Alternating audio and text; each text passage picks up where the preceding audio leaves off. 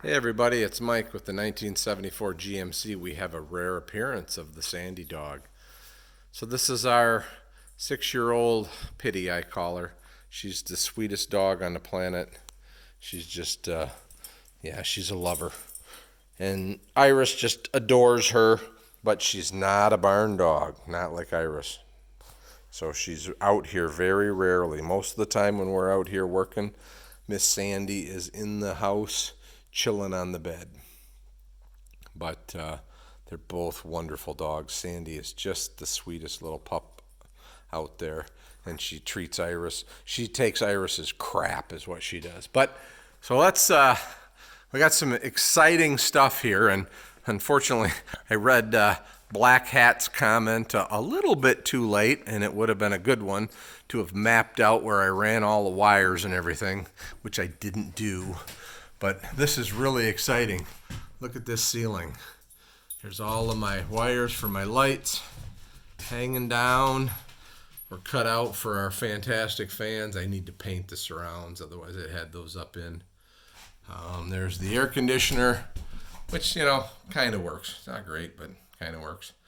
And so at some point that'll get replaced.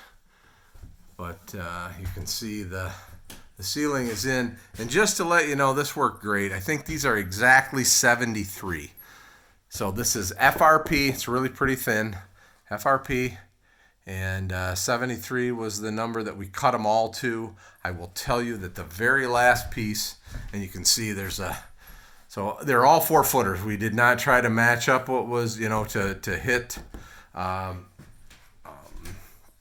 ribs or anything. We did 4-footers from the front to the back. 4 foot, 4 foot, 4 foot. This back one is 4 foot, and then I've got this. It just worked out better to have the 16-inch filler back here rather than have it across that seam there. So, and this one did get, we took about a 1/4 inch total out of the width, tapered this one. It didn't want to go in and didn't want to lay flat, but that worked pretty good. I got some bad insulation. I filled, this is R13, and that's compressed, so it's not going to really be R13, but filled that in up here and down both sides. The channel, like I said, this channel worked out great. It's cut the same dimension as the panels. That worked great. We did get in here, kind of little notches most places for the wires. I'm trying to think of anything else that I tell you, but basically we picked a center line, and I measured from that center line, and my friend Todd, thank God for Todd, was out here helping me, and he was drawing out there while I was measuring in here, and it worked out great. I would tell you, the ceiling is probably my favorite part. You can see there's a little wowie right here, but basically the cargo box that's on top, they put in the structure for that a little below the ceiling, so that got bumped down, but no big deal. So the other thing is we've put in the paneling that my wife picked out around the windows, and as it worked out, the bathroom, the front bathroom wall comes in about right here, and full 8-foot sheet worked out right to where the end of the bathroom is going to be. And you can see, I don't know if I walk out here quick, excuse me, Iris, you can see it hangs over the vent for the refrigerator a little bit, and I'll fill this in with some aluminum here. But basically, I am getting rid of, there's that, I don't know, I call it stupid, but there's a cabinet right here in a lot of the original coaches that's 3-4 inches deep, something like that. That's gone. Basically going to be a straight wall right here, and my refrigerator give me as much room for the bathroom as I could get between the twin bed in the back. So we have that going, but I have this paneling. It's in, and you can see that I have paneling. I could have done it. I filled below with some leftover pieces from the ceiling. It's going to be, the mattress is up to here. So that's going to up to here. I'm sorry, my hand's out of the view. So that's going to be behind the mattress. It doesn't really matter. So I did cut you can see, basically we put the piece of paneling in, laid it over this back, and just trimmed it straight down. And you can see we're notched out around the bevel for the next piece down, and the next piece down is also trimmed. I need to paint those next pieces down, so that's why they're not in there. I need to paint the piece that goes across the back. But basically, ready to cut those. I need to paint those, paint the middle piece. I need to cut the middle piece, paint the speaker grills, and paint these surrounds for the fantastic fans. And I may end up painting the thing for the air conditioner. I don't know that I'll bother or not, because like I said, that's probably going to be replaced at some point.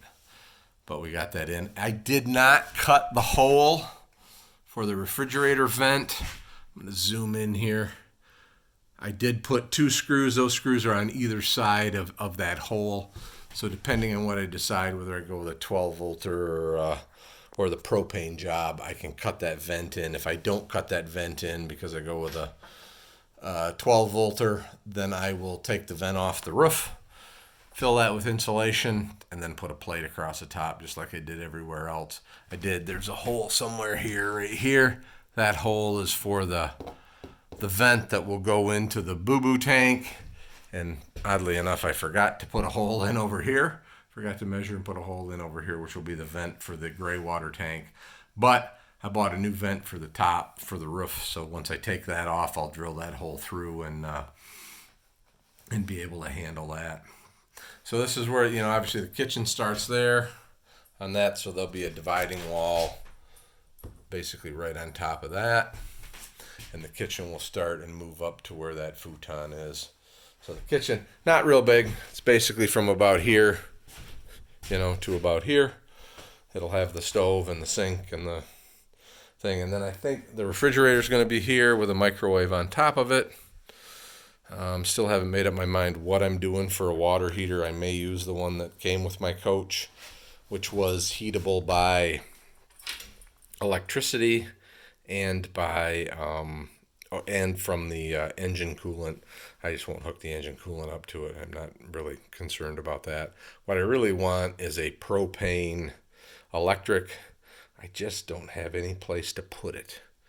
The only place maybe I could get it is to come in through the back panel. So I'm still thinking about that. Not sure what I want to do. But yeah, I'm really stoked. This ceiling, I mean, I would tell everybody doing one of these coaches, this FRP is the way to go. It's I mean, it's never going to rot. It's never going to, stain. And it was very easy to work with. It cut extremely well. I think I've got a 40 tooth saw blade. It cut extremely well with that. It didn't chip. Hole saw, front or back, didn't make a difference whether it came through from the front or the back for those. So, like I said, that's just perfect stuff. I was going to do the walls in it too, but my wife, rightfully so, said that she thought it would be a little bit sanitary. It looked like a freaking hospital. So that's why she picked out this kind of plank paneling, and it's there, and then it'll be on this wall, and then you won't see much of it, but it'll be on this wall behind the futon.